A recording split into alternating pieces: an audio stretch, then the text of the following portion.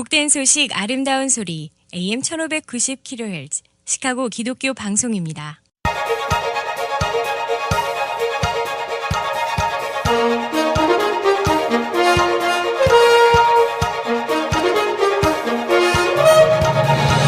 김정일 해설위원의 시사 해설.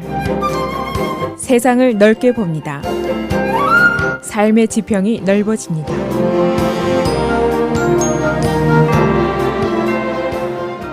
시사해설입니다. 라마 에마뉴엘 시카고 시장이 어제 큐바에서 가족 휴가를 중단하고 시카고로 돌아왔습니다. 라코인 맥다널 피살 사건이 있은 다음에 또 이어서 지난 주말에 시카고시 경찰관이 2명의 흑인을 쏴서 절명시킨 사건이 또 벌어졌습니다. 오늘 시카고 시장이 할 일은 폴리스 플랜을 내놓는 겁니다. 시카고 경찰의 근무 수칙을 개선하는 이 안을 이제 오늘 발표하게 됩니다. 사실 시장이 지금 큐바에서 가족 휴가를 즐길 형편이 되지를 않습니다. 이 전국의 경찰관 흑인 사살 사건이 계속되는 가운데 그중에서도 가장 자극적인 사건 16발 총격 사건이 바로 시카고에서 벌어졌습니다. 게다가 또 잇따라서 이 와중에 경찰관이 2명의 흑인을 또 쏴서 절명시킨 사건이 발생했습니다. 그런데 이번에는 한 명은 정신질환자였고 또 다른 한 명은 bystander, 옆에서 그냥 구경하던 사람이 경찰의 총에 맞아서 숨지게 된 것이죠. 경찰의 발표대로 그냥 실수로 죽인 것이다. 이렇게 되어 있습니다.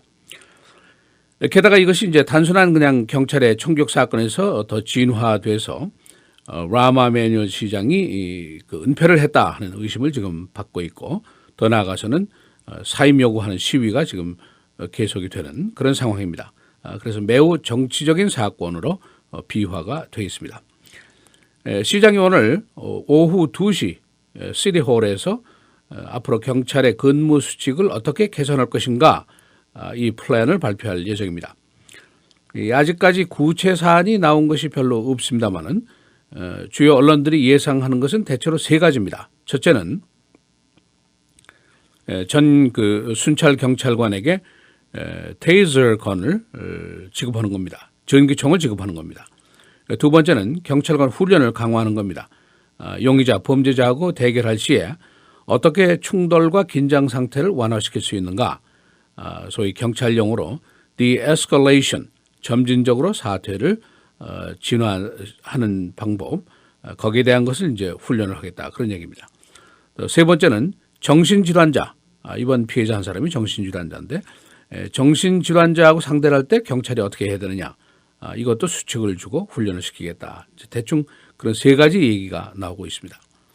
이 테이저건, 전기총이죠. 용의자를 일시에 그 충격을 줘서 마비를 시키는 것인데 사망률은 극히 낮습니다. 그러니까 시카고 경찰관이 순찰 업무에 나갈 때는 전원이 지금 이 총을 지급받아서 나가도록 하고 훈련을 완료하겠다. 2016년도 6월까지 이것을 완료하겠다. 이제 그런 계획입니다. 지금까지 시카고 경찰들이 이 총을 쓰고 있습니다만은 이 전기총이 이 전원에게 지급된 것이 아닙니다. 예를 들면 라코인 맥다널 사건 때도 경찰이 테이저건을 소지한 경찰을 부른 상태였습니다. 그러나 이 가해 경찰 밴 다이기 이 테이저건 유닛이 도착하기 전에 미리 발포를 해서 사건이 커지게 됐습니다. 이번 사건들을 보면은 라코인 맥다널 경우에 소형 칼을 소지하고 있었고 경찰의 지시에 불복했다는 것, 이것이 문제입니다. 그런데 경찰관이 과연 이런 사안 때문에 총으로 시민을 쏴서 치사에 이르게 할 필요가 있는 것인가, 그런 의문이죠. 또 토요일 사건, 퀸토니어 라그레어 사건, 그가 정신질환자였던 것이 틀림이 없습니다. 그리고 가족이 경찰을 불렀습니다. 가정폭력 소란 사건이었기 때문에. 그리고 또 그 옆에 있던 베리 존슨은 그냥 구경꾼이었죠. 그런데 이런 사람들을 경찰이 총으로 쏴서 죽여야 하느냐, 심각한 질문이 나온 것이 당연하죠. 그러니까 이런 사건이 계속되니까 흑인 생명을 경시하고 있다 하는 주장이 나오게 되고 Black Lives Matter 하는 구호가 지금 거리에 계속 나오게 되는 겁니다. 그러나 이 경찰관도 당연히 보호를 받아야죠. 근무 중에 순직한 경찰관들 숫자가 계속 늘어나고 있습니다. 또 범죄자의 손에는 뭐 총이 있게 마련입니다. 그러나 위의 두 사건처럼 범죄자와 대결하고 긴장 상태가 있을 때 총을 쏘는 것 이외에 다른 방법이 없느냐? 점진적으로 진화시키는 방법이 있다. 이제 그런 얘기죠. 이걸 훈련하는 것이 시장이 오늘 발표할 사안의 요지입니다. 현재 이제 경찰 심리 상태를 보면은 shoot or don't shoot, 쏠 것이냐 안 쏠 것이냐 이 중에 택일을 해야 된다는 것이죠. 그 긴박한 순간에. 그런데 다른 방법이 없느냐? 쏘면 죽으니까 이것을 생각하고 고안해서 실천하는 방법, 또 훈련시키는 방법을 마련하겠다 이런 얘기입니다. 예를 들면 시애틀 경찰이 이 문제를 오랫동안 연구를 했습니다. 그래서 지금 어느 정도 모범 답안이 나와 있습니다.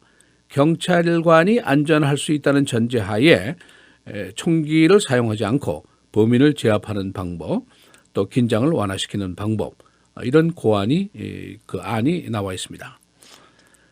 어제 라코인 맥다노를 쏴서 숨지게 한 시카고 경찰관 37살 밴 다이크, 처음으로 쿡카운티 법정에 출두를 했습니다. 어제 판사에게 그는 not guilty, 무죄입니다 라고 선언을 했습니다. 이 사람한테 지금 적용된 그 법규가 6개의 1급 살인죄인데 여기에 대한 재판에 들어가게 됩니다. 어제 법원이 재판을 담당할 그 담당 판사를 배정을 했고 그 이후에 판사와 검찰과 변호인 측이 함께 이번 재판 진행에 대한 여러 가지 절차 등을 협의를 했습니다. 재판 전에 몇 가지 중요한 사항이 이제 결정이 돼야 됩니다. 피고인 측에서 배심 재판을 할 것인가 또는 판사 재판을 할 것인가 이 두 가지 중에 하나를 선택을 해야 됩니다. 어제 법정에서는 이것이 결정이 되지 않았습니다만은 이건 이제 피고 측의 권리입니다. 대부분 경찰관이 관련된 사건의 경우에는 이 jury, 그 배심 재판을 피합니다. 그리고 통상적으로 판사 재판으로 간다. 이제 그런 답변이 나오게 됩니다. 왜냐하면 일반 대중들한테 이제 어느 정도 반경찰 심리가 항상 있다는 거죠. 그러니까 이것이 재판에 불리하게 작용할 가능성이 있기 때문에 배심 재판으로 가지 않고 판사 재판으로 간다. 이거를 대부분 선택을 하게 됩니다. 또 변호인 측에서는 지금 재판 관할지를 쿡카운티 밖으로 옮기는 것을 고려하고 있습니다. 왜냐하면은 쿡카운티 내 시카고에서는 이것이 이번 사건이 그야말로 하이 프로파일 케이스죠. 대중의 여론이 너무 강하다는 것이죠. 그러니까 이 여론 때문에 공정한 재판이 이루어지기 어렵고 피고 측이 불리하게 될 가능성이 있다. 고로 재판지를 옮겨달라 이렇게 그 얘기를 할 수가 있습니다. 또 판사가 이제 재판 광경을 TV 중계를 할 것인가 허용 여부를 이제 결정을 하게 됩니다. 어제 배정 담당 판사는 빈센트 구건이라는 판사입니다. 전에는 그 퍼블릭 디펜더 관선 변호사를 역임한 사람이고 1993년도에 있었던 그 유명한 사건 브라운 치킨 살인 사건 이 재판을 담당했던 판사입니다. 1991년도부터 판사를 역임하고 있고 경험이 풍부하고 강직한 판사다 하는 평판을 듣고 있습니다. 이 피해자 가족 측에서는 텔레비전 중계를 좀 해달라 이것을 이제 원하고 있습니다. 변호인 측에서는 또 다른 그 대시캠 비디오 등 여러 가지 증거물이 있기 때문에 이것으로 우리가 살인이 아니라는 것을 입증하겠다 이렇게 주장을 하고 있습니다. 이번 재판은 최소한도 몇 년은 걸릴 것으로 예상이 됩니다. 시카고 경찰관이 1급 살인죄로 기소가 된 것은 35년 만에 처음 있는 일입니다. 시사해설 김재일입니다.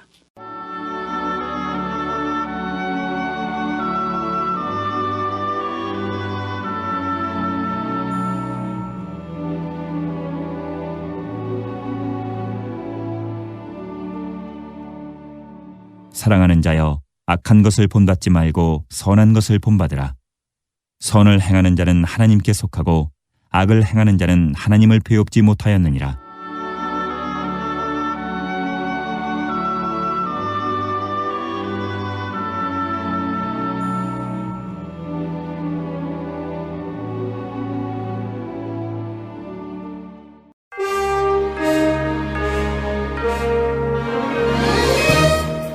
헤드라인 뉴스입니다. 중서부 지역에 거주하고 있는 1,700만 명이 현재 홍수 경보 아래 놓여 있습니다. 미시시피 강이 범람하면서 미주리주의 제방 일부가 무너졌습니다. 방대한 지역이 현재 침수되고 주요 도로가 유실되어 있습니다. 최근에 기상 관련 사망자가 49명에 달하고 있습니다. 이란이 발사한 라켓이 미 항모 USS 해리 트루먼 부근 1,500야드 전방에 떨어졌습니다.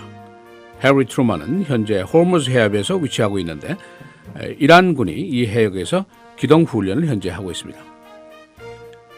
이라크군이 이라크 북부 전략 도시인 모술 공격을 계획하고 있습니다. 모술은 아이시스가 2014년부터 장악하고 있는 지역입니다. 이라크군은 최근에 또 다른 전략지인 라마디를 성공적으로 공략했습니다. 뉴햄프셔 예선에 관심이 집중되고 있습니다. 뉴햄프셔 주민 40%가 독립적인 투표인입니다. 예선 제도도 투표인이 민주공화 양당 모두에게 투표를 할 수도 있도록 되어 있습니다. 부자병에 걸린 18살 음주 운전자가 멕시코에서 체포돼서 오늘 텍사스로 압송이 됐습니다. 그는 멕시코 도주 직전에 측근들과 송별 파티까지 연 것으로 알려졌습니다. 그는 2013년 술에 만취해서 운전하다가 4명을 치어서 사망하게 한 후에 도주했었습니다. 타이거 우즈가 오늘 40살이 됐습니다. 허리 부상 이후에 2013년부터 우승컵을 한 번도 차지하지 못했습니다. 그러나 그는 아직도 재기를 계획하고 있습니다. 라모 매뉴얼 시장이 어제 큐바 가족 휴가를 중지하고 시카고로 돌아왔습니다. 시장은 오늘 시카고 경찰의 근무 수칙 개선 등 경찰 개혁안을 제시하게 됩니다. 라퀸 맥다노를 쏴서 절명시킨 시카고 경찰 반 다이크가 어제 법정에 출두해서 무죄를 선언했습니다. 그는 어제 담당 판사 배정을 받았고 앞으로 재판 절차를 밟게 됩니다. 오헤어 공항에서 요즘 여행 수화물 찾기 소란이 계속되고 있습니다. 이번 스톰으로 취소된 항공기 운항 건수가 무려 1,400건, 현재 수천 개의 수화물이 주인을 기다리고 있습니다. 날씨입니다. 오늘 흐리고 눈 32도, 목요일 대체로 흐리고 30도, 금요일 맑고 흐리고 26도, 토요일 맑고 36도, 주일 맑고 흐리고 34도입니다.